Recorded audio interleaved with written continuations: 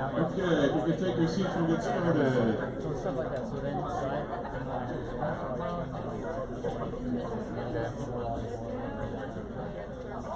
I really hope the Harvard research does listen to this one. Okay, welcome everyone. Welcome to the Institute on Governance. Welcome to winter. Thank you for coming out on such a miserable night. And I apologize, we realize that on the website we don't indicate that the first half hour is for mingling, so we'll change that. Glad that you were able to do a bit of networking.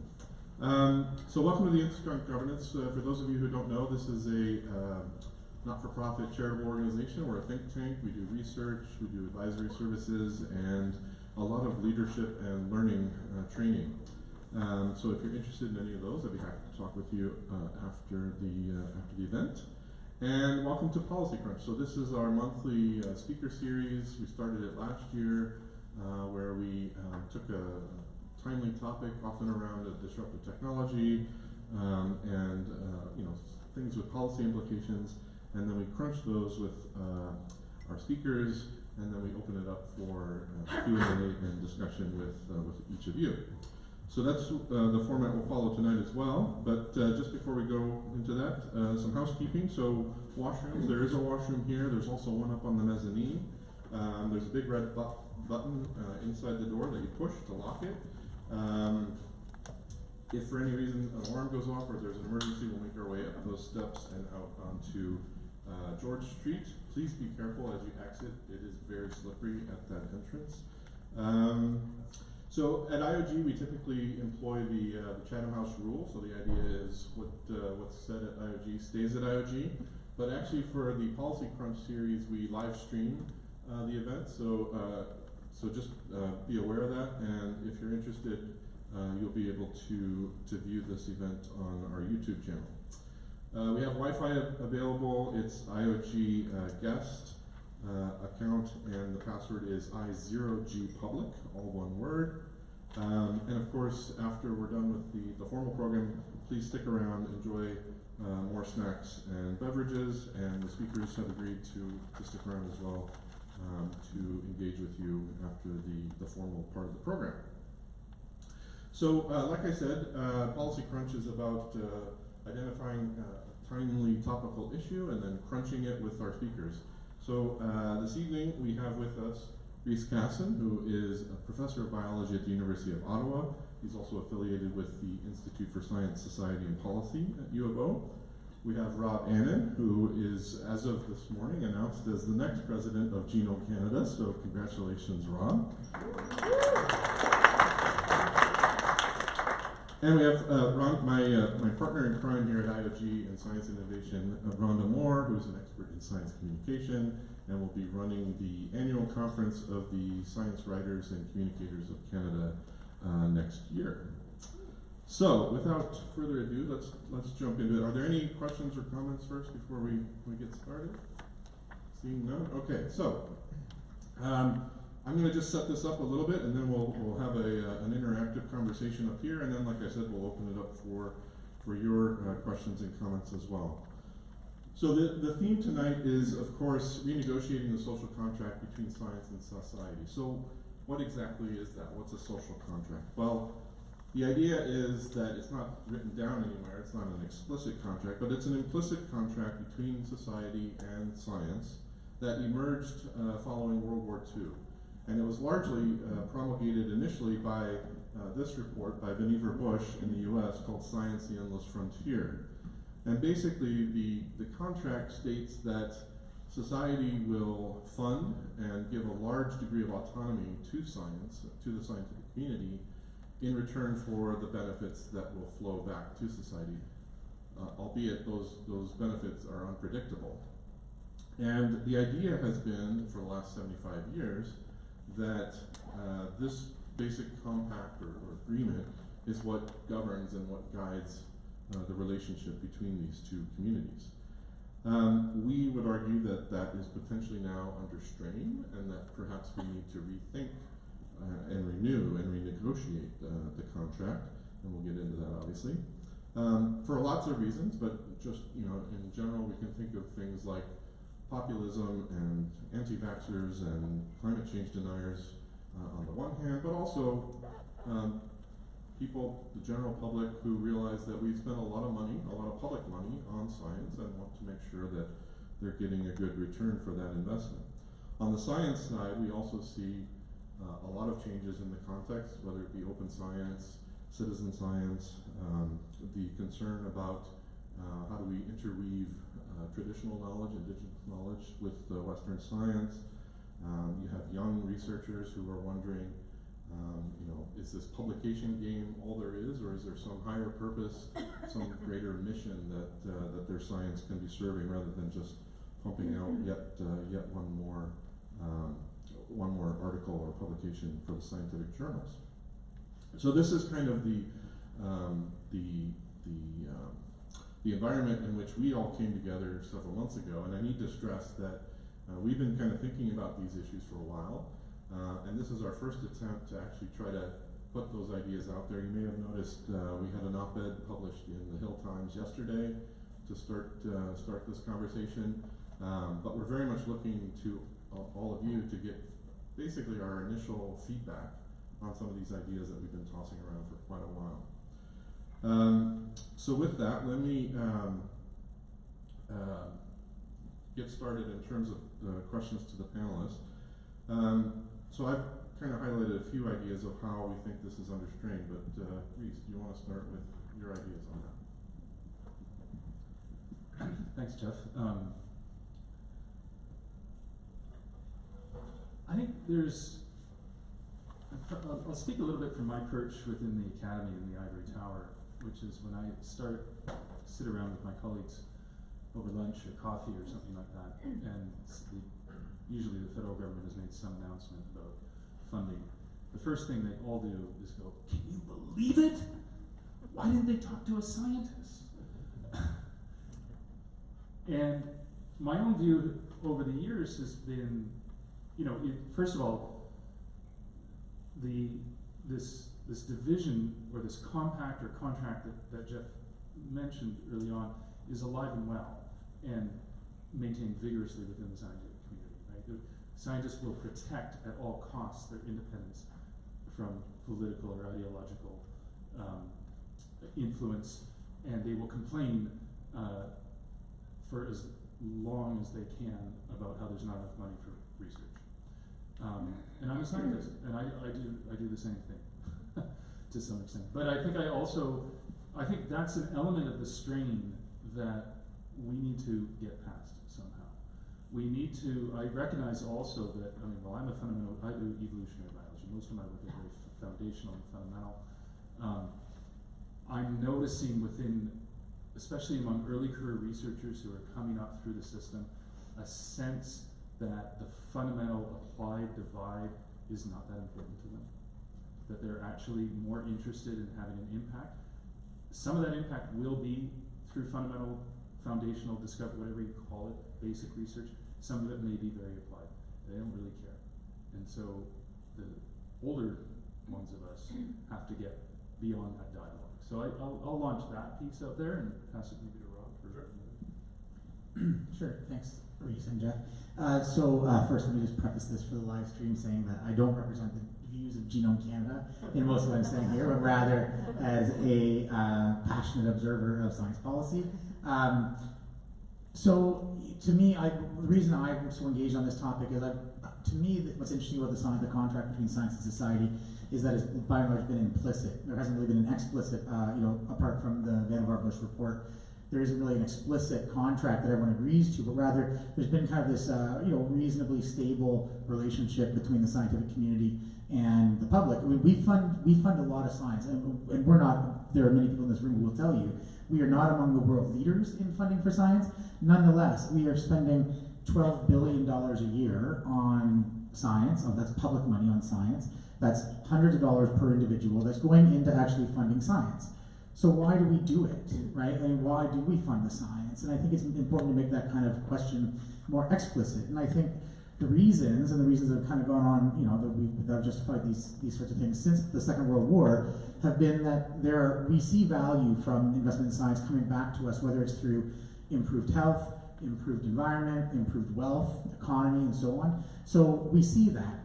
However, by not making these conversations explicit, in a sense, with time, the two sides can sort of drift apart and forget why. So on the science side, there's been a lot of, focus, I would say, from the scientific community on fundamental science and why we need to make investments in fundamental science. There are very, very good arguments for why we need to make investments in fundamental science, but to me, those have to link back into this contract because there's still public investments being made. So how do we make it clear that these investments in fundamental science are connected to this broader social good? And how do we make sure that the scientists are listening to the public in terms of what they expect out of the dollars? And it's more complex than dollars in, widgets out. I think most people in the public understand that science is a complex sort of system and that it's not that simple. So I think that that's important to make explicit. On the other side, I worry that the public, the role of science in the public's life is becoming, is shifting. And so on the one hand, we have things like Jeff mentioned where the science, there's a lot of skepticism around science when it comes to the public. And these are things like, climate denialism or anti-vaxxing, but also around GMOs. So there's a whole range of areas where now the authority of science is being undermined, whether that's through rising populism, anti-elitism, and so on.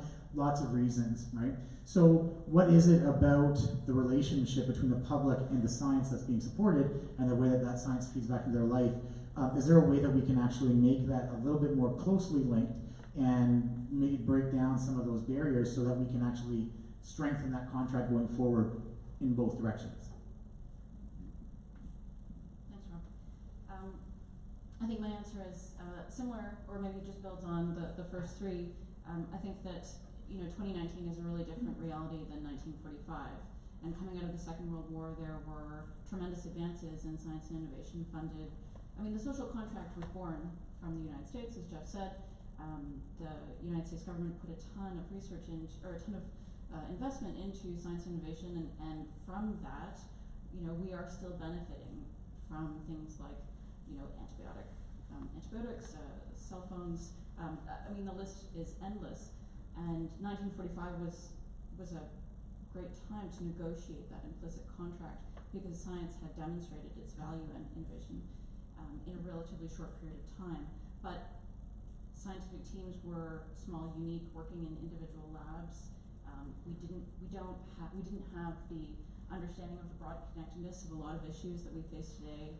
We don't have issues like data and privacy that we're wrestling with today. Society is a very different place. So I think it's a good time. It's maybe a bit late to be renegotiating this contract, and but a lot has changed since. I'll just say I think a lot has changed since 1945, and this renegotiation is overdue.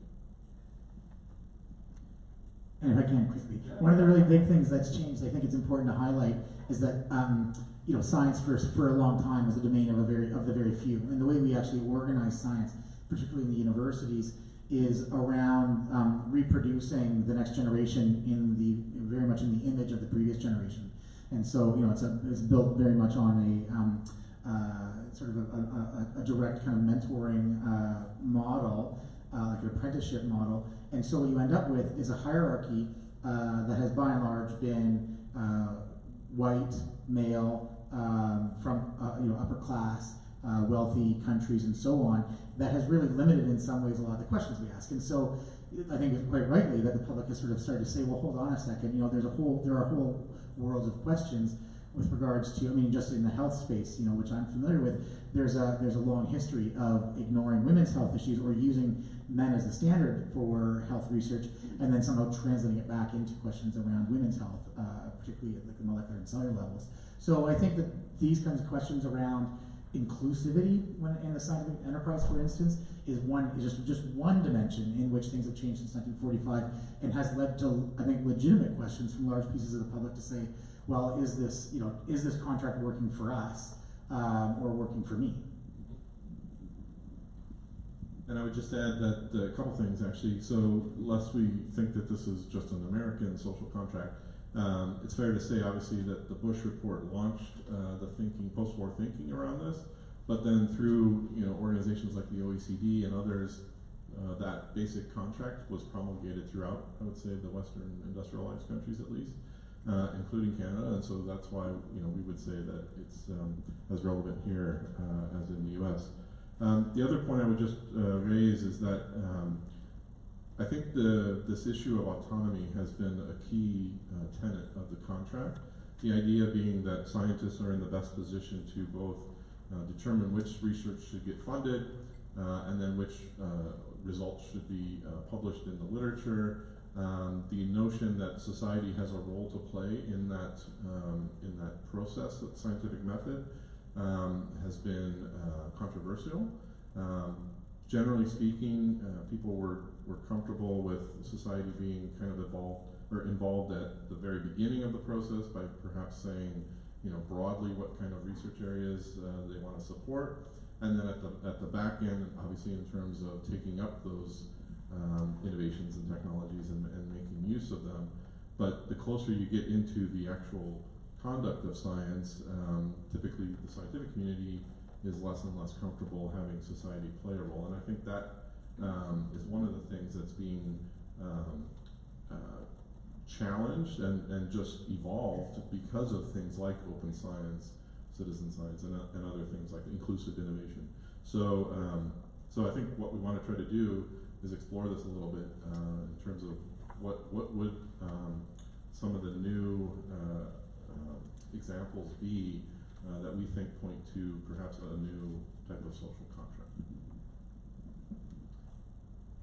Zella, you want me to talk about that? Look, I will also defend, because I'm the nominal academic in this crowd, the role for the individual scientist. I think that's and foundational research. I think what I would like to see personally is somehow striking the right balance. I think there is a lot of anxiety right now. But, most of the time when I walk around and I say to myself, if I go to a meeting that's a non-science meeting of some form, I say, well, what do you do? So, I'm a scientist.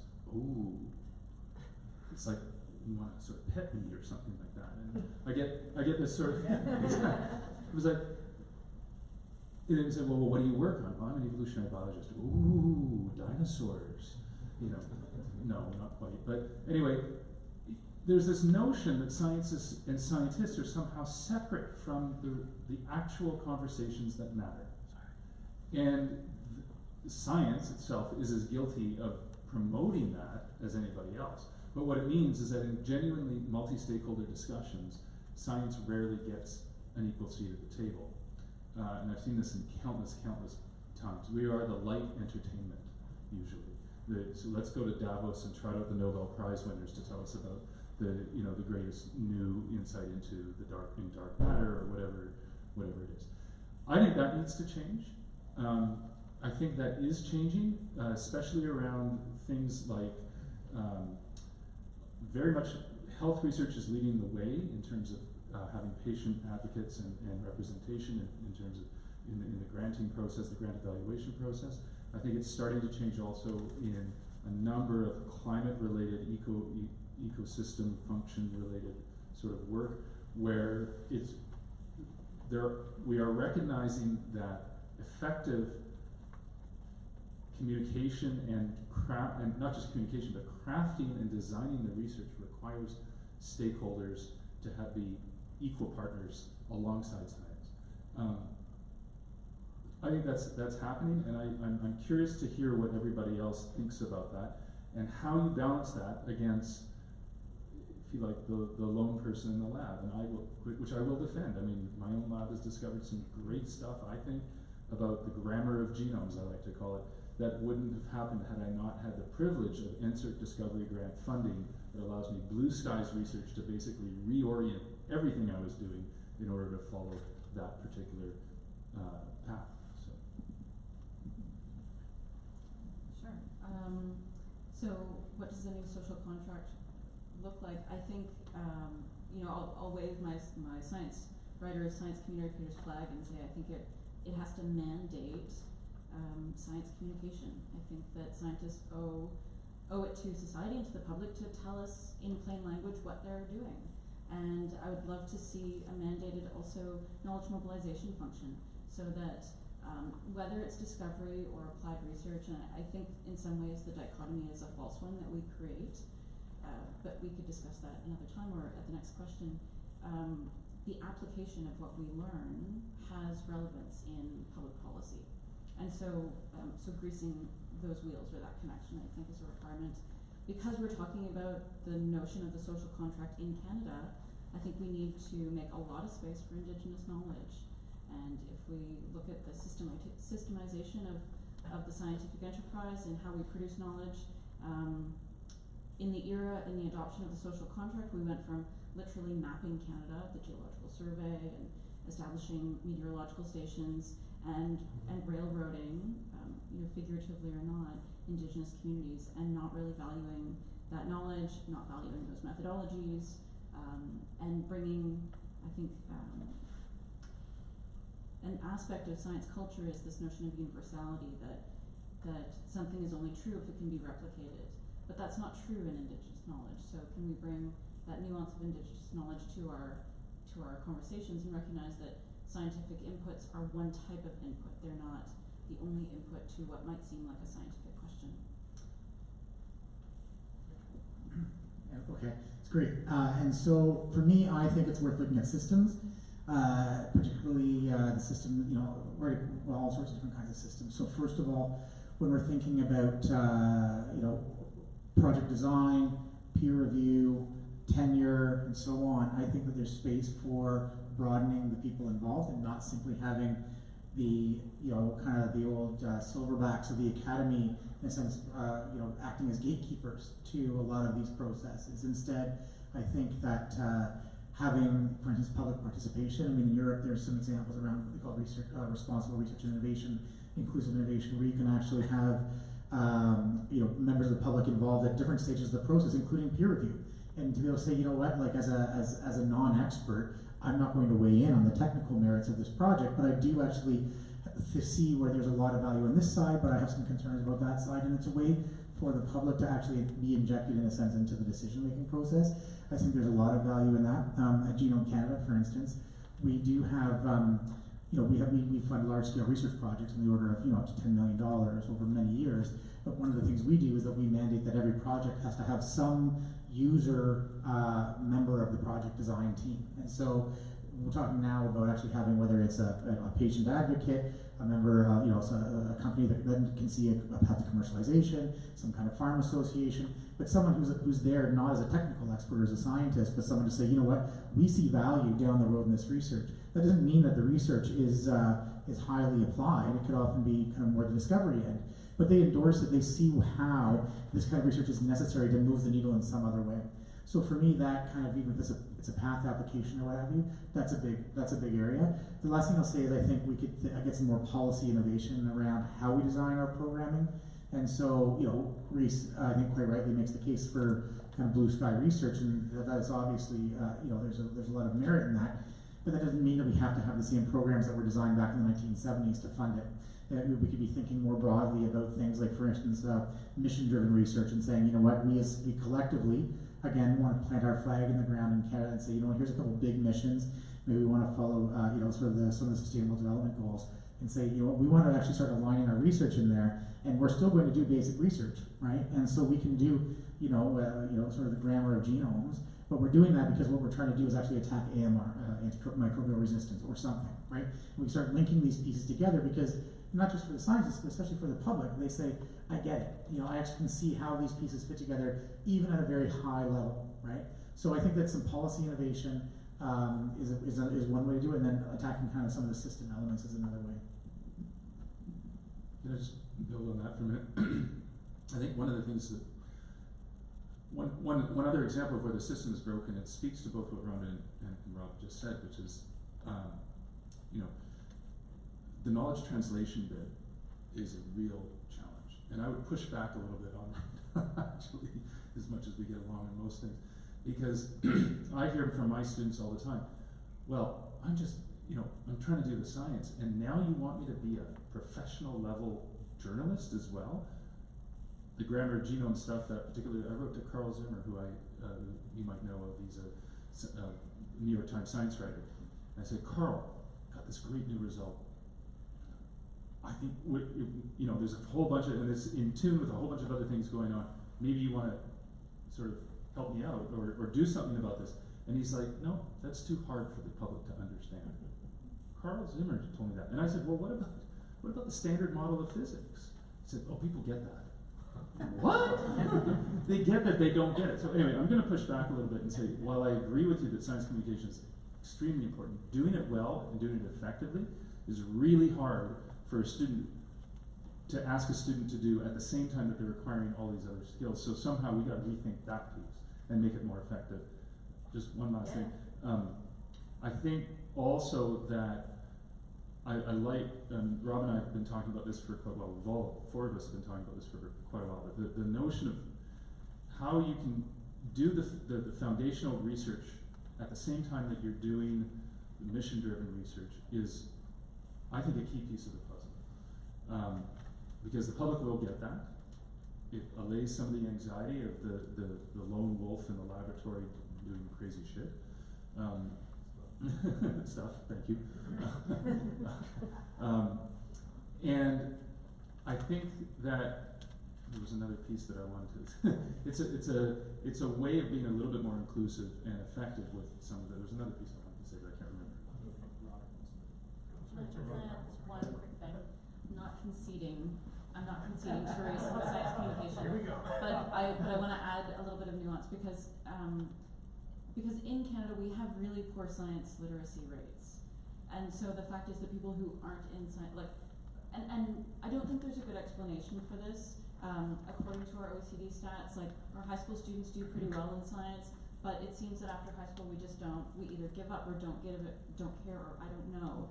So to the student, I would tempted to say, like, suck it up, buttercup, because at home at the dinner table you should be able, with some degree of confidence, to explain your science to your sibling or your parent. I'm not asking you to write a policy briefing on it, but to explain your research without using words that have more than 3 syllables. There are experts in the field, there are a few in this room, and yeah, it is difficult. It doesn't mean that the researcher needs to be the expert in it, but they need to understand the value of it and build their team to include someone who's good at it. And the knowledge translation and knowledge mobilization is another function that I would just add. So, but I think there's a nut around scientific literacy that we also need to crack. So I'm going to build on that because several years ago I was invited to be part of a peer review panel for SHRC Insight grants, I think they call them. And I was, the only non-academic on the panel. So if you've ever done this, you get a stack of proposals. At least back then it was all paper-based. Big stack of proposals that we go through and we discuss. And it was interesting because SHRC at that time had just instituted the requirement that any proposal for funding include a knowledge mobilization plan. There's a one-page sheet where the proponent had to identify how they were going to, mobilize the knowledge that they created through the grant. And by and large, what they were proposing was, wow, we're going to go to our disciplinary society and present at our annual conference, and we're going to publish 2 articles in the journal that nobody ever reads.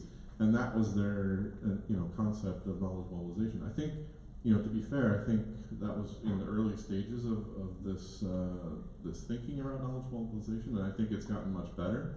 But to your point, I totally get that it's not been part of the training, it's not part of the incentive structure. So I would say what we need is to actually reward people who do this and do it well, so that it changes the culture in academia to make knowledge mobilization and knowledge uptake part of what their job is. Yeah, so let me just, so I agree with all of this. This is super fascinating. However, I think that we run the risk of falling into a little bit of a trap, a traditional trap of thinking we just need the public to know better what we do as scientists, and then they'll all be super into it and everything will be great.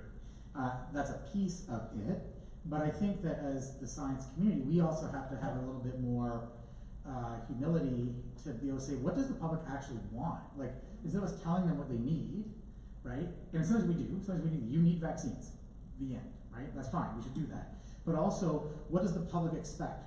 Because if we don't do that, we run the risk. I mean, I believe that this is at the root of a lot of the anti-elitist populist sentiment we're seeing now, is that elites in politics, in business, in any number of fields have basically been saying, don't worry, we know what's good for everyone. And then you have the dispossessed who finally saying, you know what, screw it, I'm tired of that actually. I'm voting Donald Trump into office or whatever, right? There can't be any worse, right? The chaos agent. And so I worry that we want to have a certain amount of humility in the science community as well to be able to say, what does the public expect from its $12 billion a year investment in federal science? What do, let's listen. And then we can have a dialogue where we say, yeah, okay, you know what? You've been asking for flying cars for decades. We're working on that too, right? But instead, we think we can work on these things. Okay, well, that's kind of interesting. And so back and forth, what are the mechanisms to have those conversations? I think that there are areas that it's obvious where science and technology is knocking it out of the park with what the public wants. We all have cell phones in our pockets. Everyone's pretty happy with the latest generation cell phone technology, so everyone's cool with that. I can tell you that Canadians, as well as Americans, are sending their DNA to 23andMe quite happily in terms of to get their results back. And believe me, a little plug here, I would think twice, and I'll find me after, I'll tell you why, but just be a little cautious about that. So we're comfortable with a lot of areas of science, but there are areas I think there are still big blind spots. And more broadly, I worry that the system is under strain, and I would feel very disappointed if we don't try to wake up and fix that system, and instead we end up with some kind of Donald Trump of science coming in and breaking it all open because the public has finally said enough is enough. We don't like this anymore. Okay, so before we throw it open to the group here, if we were to think about what the elements would be of a new social contract, what would they be? And I have to say that this is a self-interested question because here at the IOG we are launching a new research initiative around this topic, and so we're hoping to get your wisdom and input from all of you as well in terms of what would those elements be that we need to kind of drill down further into as we move forward with this initiative. So what do you think a new social contract looks like in terms of what are some of those key elements? First thing I would say is get rid of this divide, this historical divide that started with Bush and others on the distinction between fundamental and applied. I think it's a false dichotomy. I think that when you have an important question, you go after it.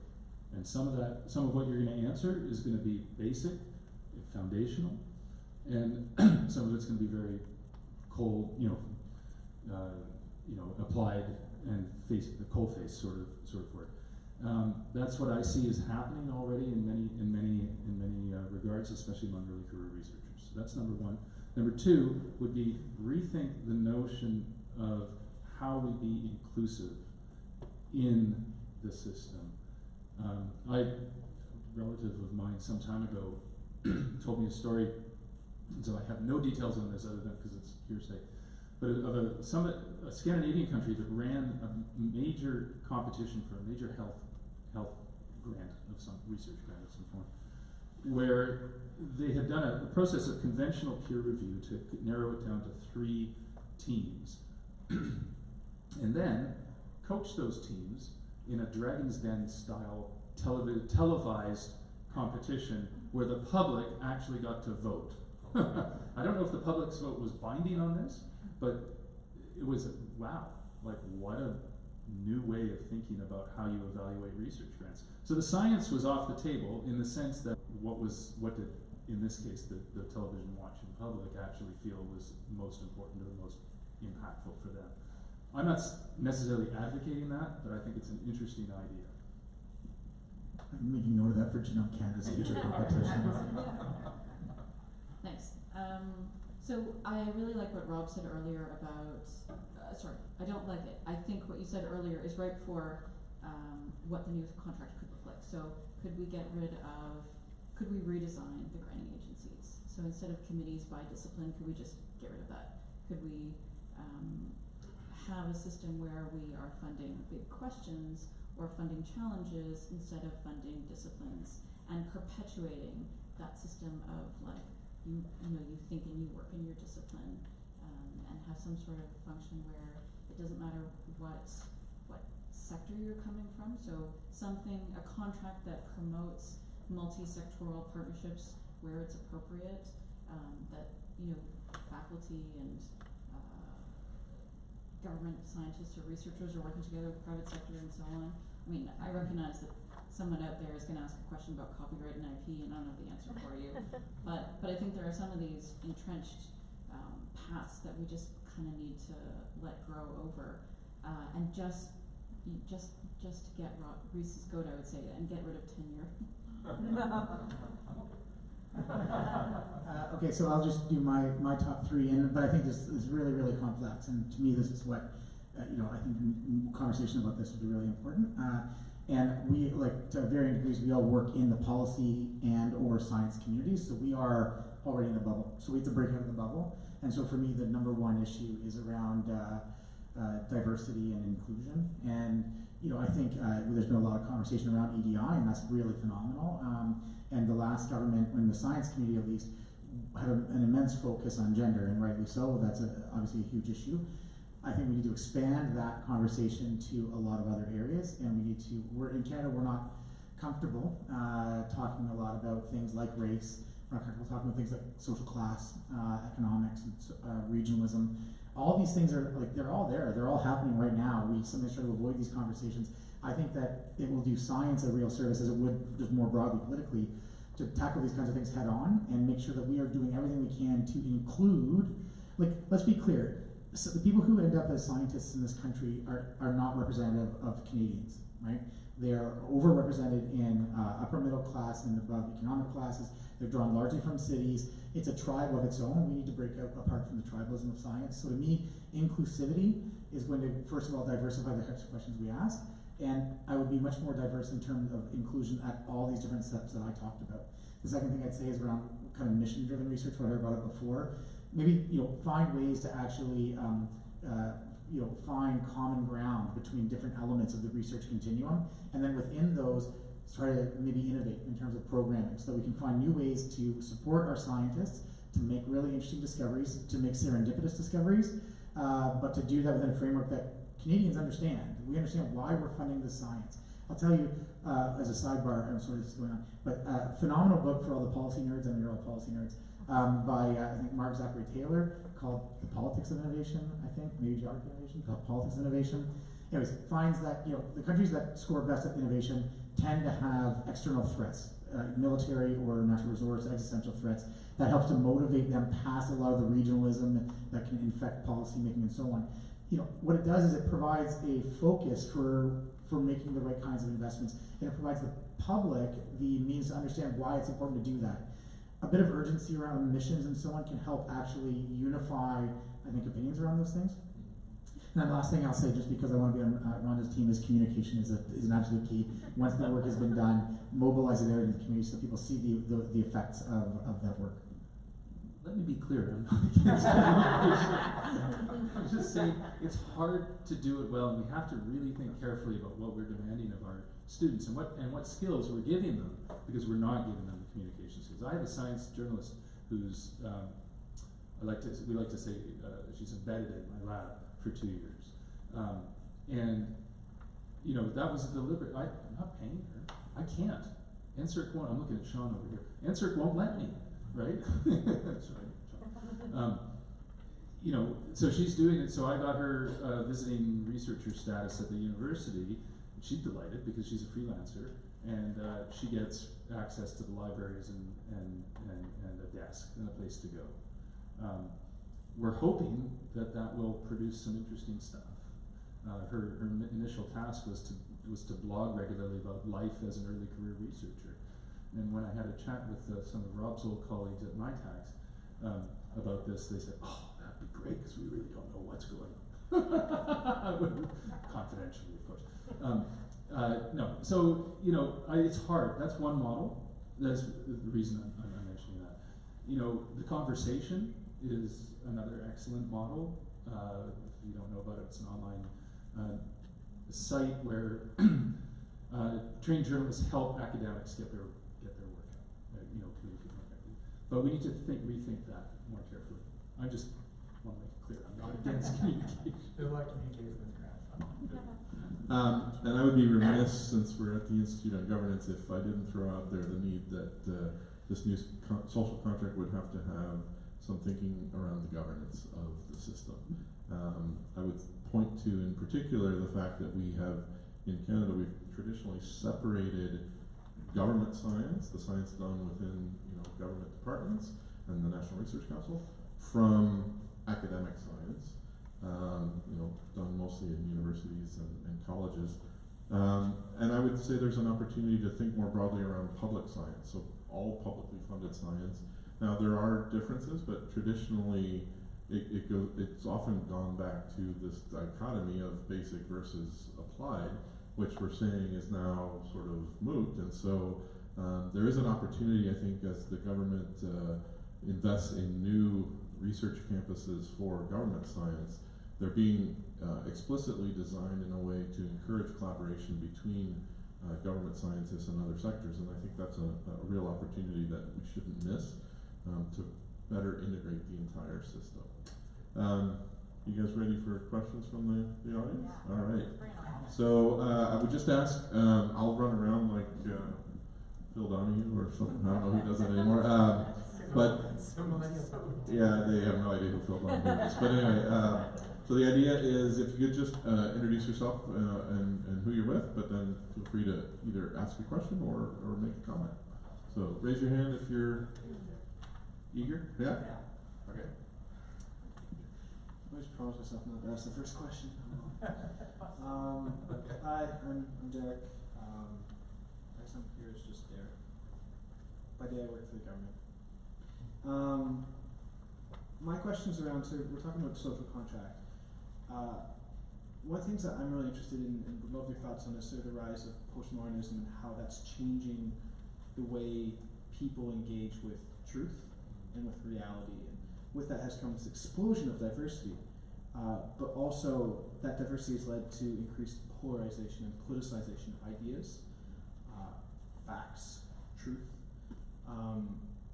And I think that, for me, I see that as one of the major complexities of now, which is completely changing the social contract between science. And I'd love your thoughts on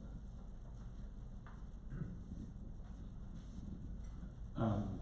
I think the first thing that always comes to mind when somebody says the words postmodern is Richard Dawkins.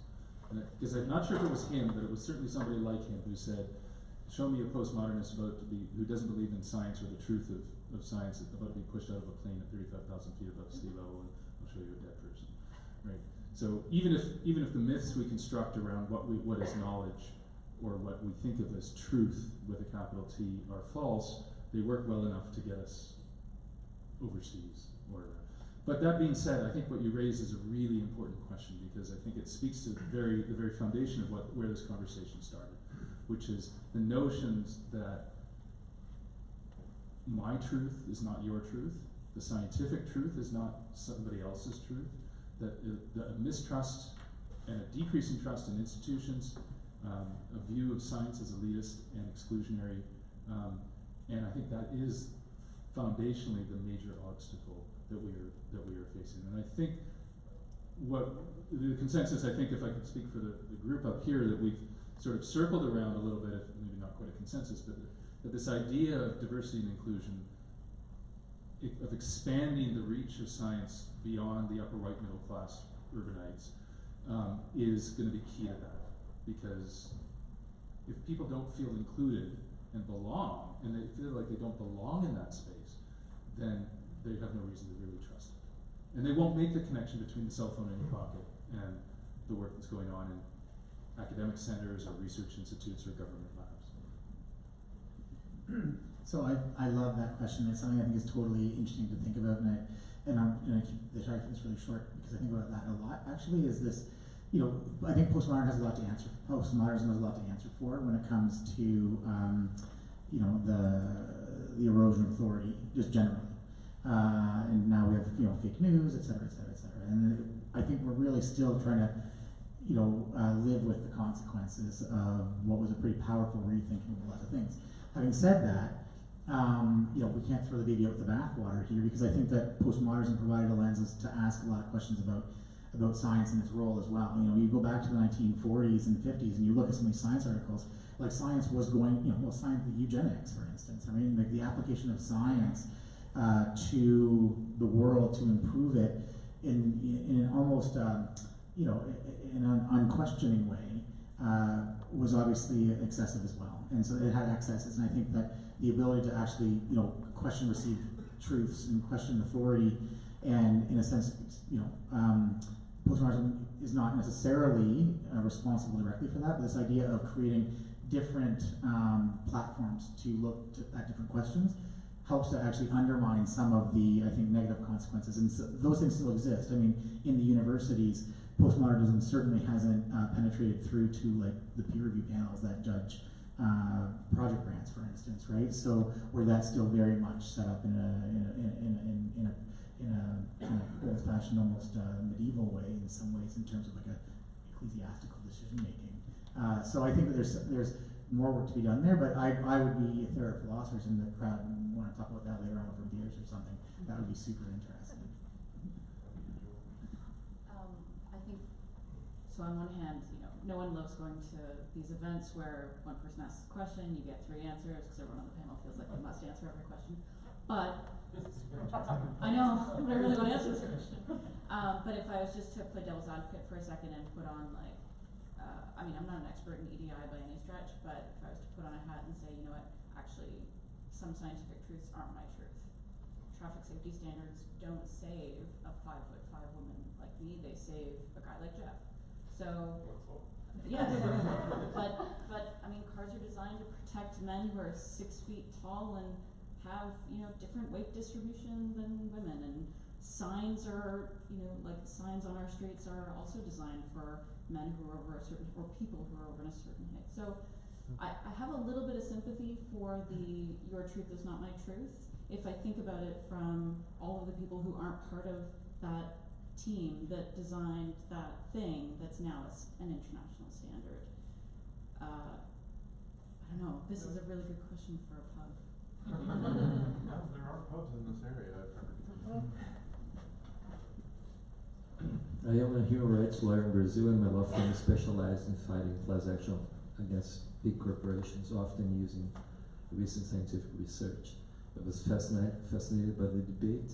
I just, first a comment, I thought describing the history of the debate between science and funding in the States was a bit US-centered, and especially using 45, even though I'm not a big fan of the Soviet Union, but there was, even though it's a footnote in history, there was a way of organizing science different than the way the capitalist society uses it. It produced groundbreaking research, the space war, the nuclear war, examples of that, in a period in which female scientists in the Soviet Union had much more impact than in the Western world. So there are other ways of organizing funding, producing results, and maybe China is another way of, in a very different situation, but showing that there are other ways to organize science.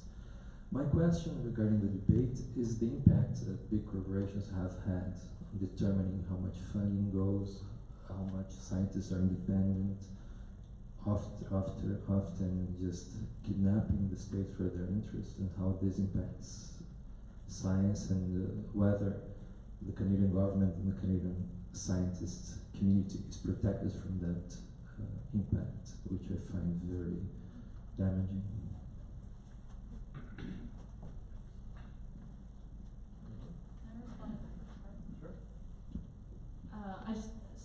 I think Jeff mentioned that tonight is a bit of the first time that the 4 of us are talking to a broader audience than just the 4 of us about this research project.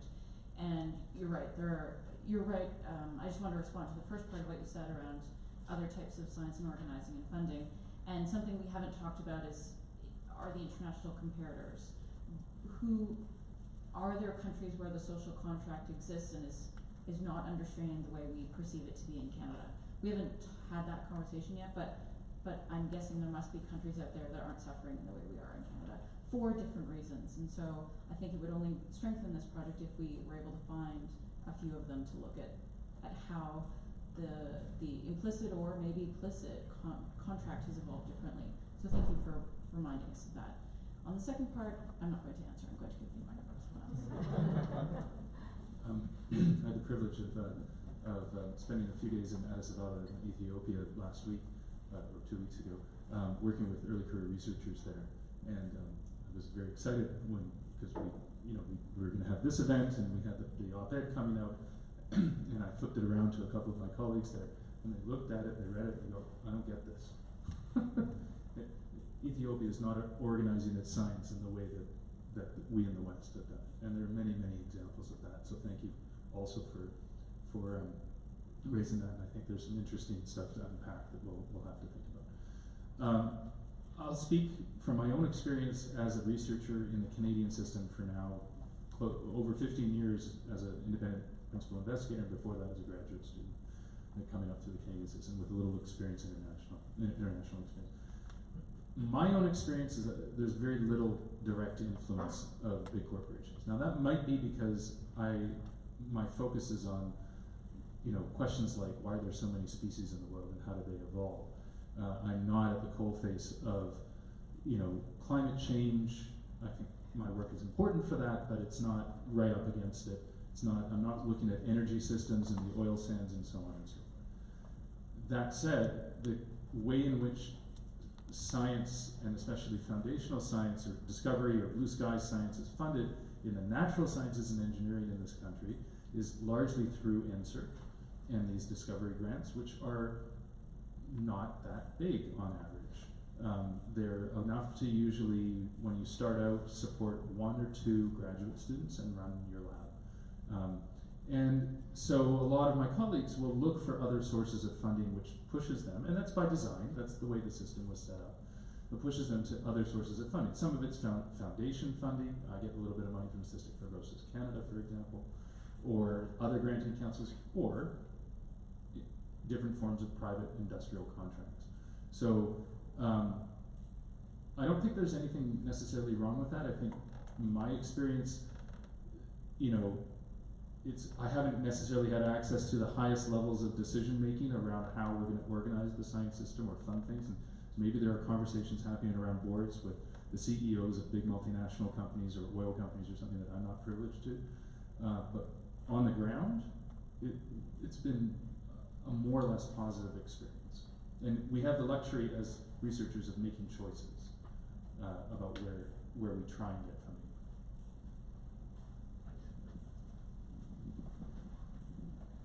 Thank you very much. Very interesting to listen to. My name is Jan Top. I'm from Denmark.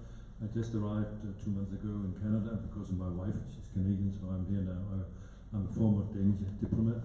Now I'm an independent consultant. Just before coming to this meeting, I checked some OECD figures, and I saw that Canada is trailing behind, quite substantially behind. For example, my region, the Nordic countries, almost double the money to research and development of GDP. I'm very impressed that money has not been on the agenda when you wanted a new contract. You didn't ask about, we want more money. I'm very impressed about that. Normally that would be one of the first things in my country, they would ask for more money. So you don't see that as a problem, that there's not enough money set aside by your government to do research in this country? Since you asked. Do you have money? This is actually an actor we're paying to ask us that question. He's not from Denmark. Thank you for the question. Welcome to Canada. Sorry about the weather. It's going to get worse. So money's a problem, right? I think as someone. Had you been here for the last 4 years, you would have, the conversation has been about money. I mean, really, the scientific, and in some ways, honestly, this is what I think instigated our thinking on this, because it's clear when you look at international comparators that Canada is not funding its research at a competitive level internationally. The world's most innovative nations, the world's most scientific nations are investing a lot more on a per GDP basis.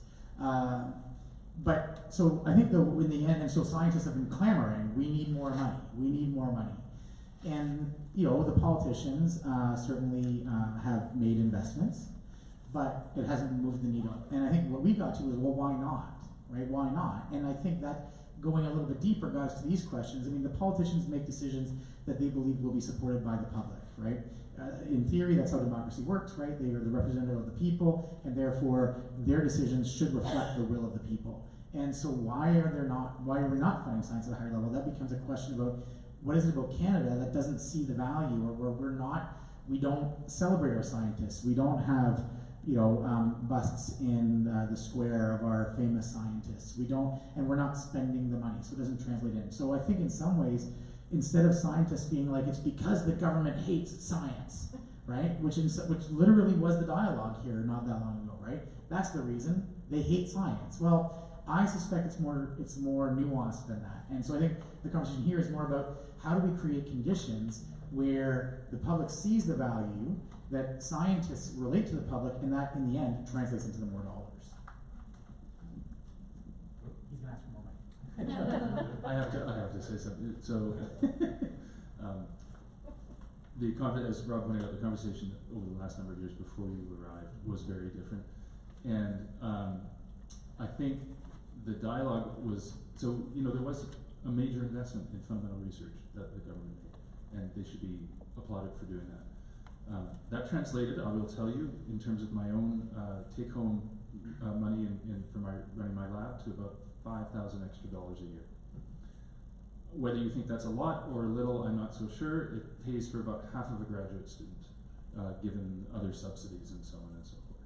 So, and I think the government patted themselves on the back about that, and so did the scientific community, by the way.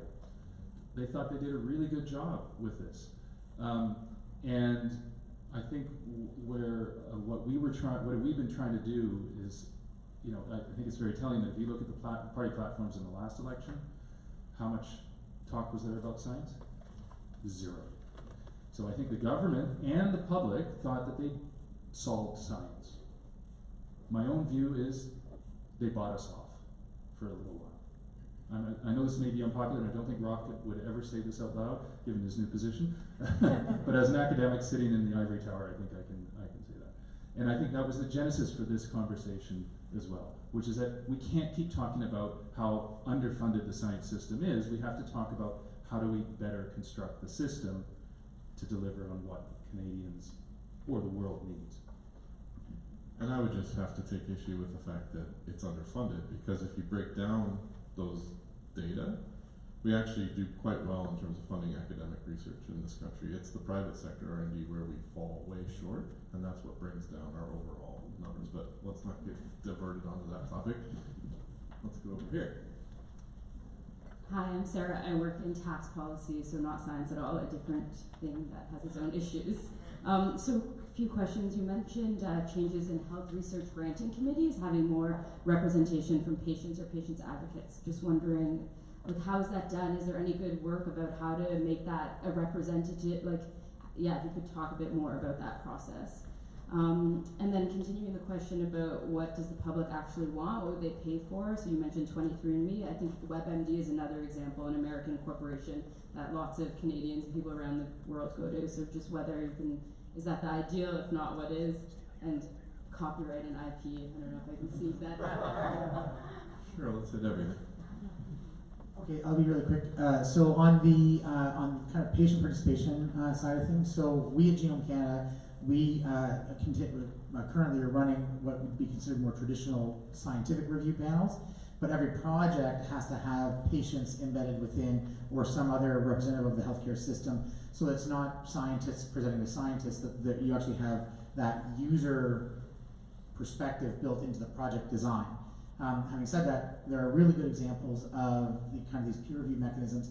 I think the best examples come out of like the health foundations. So these would be like the Canadian Cancer Foundation, any of the kind of disease-based foundations, cystic fibrosis and so on. Those foundations invariably have patient representatives and advocates on their committees, and so they have scientists who are there to say, yeah, this is the science, but we also have a representative of the patients who say, yeah, you know what, this is the kind of therapy we need to be pursuing, and I can get behind this. So those foundations tend to be really good examples. what was the second question I thought was related to, WebMD. Yeah, so I think that this just demonstrates that there is, an appetite among Canadians for science and for scientific information and so on, and that sometimes we do a very poor job of actually providing what Canadians actually want. A lot of times is around things like regulation, right? So when it comes to regulation, privacy, and so on and so forth, there's a lot of regulations around how health data, for instance, can be shared and used and so on. And so you have patient groups who are setting up like their own independent apps just to share information with each other in a way that's completely kind of unregulated and outside the healthcare system, just because the healthcare system itself, I mean, the hospitals own your data, right? So you can't just pull that out and then give it to your, patient network on Facebook. People just do that themselves because they're trying to get around that system. There's pros and cons obviously to that. WebMD is not a substitute for your family physician, but if you can't get to your family physician, then you go and get what you can get. So there's issues there around access too. Oh my god. Let's talk about IKEA at the bar. Okay, so I am conscious of the time, so what I'd like to do is bring this part of the program to a close, and please help me thank our guests. And what we'll do is we'll stick around for another half hour or so if anyone wants to come up and ask further questions. As I indicated, this is going to be a research initiative within IOG, so if you have a particular interest in this topic, let me know, and we can look for ways to bring you into that. For sure, if you have good ideas, come and, come and talk. You can poach it. Okay, so at this point we'll bring it to a close, but please stick around. There's still more refreshments.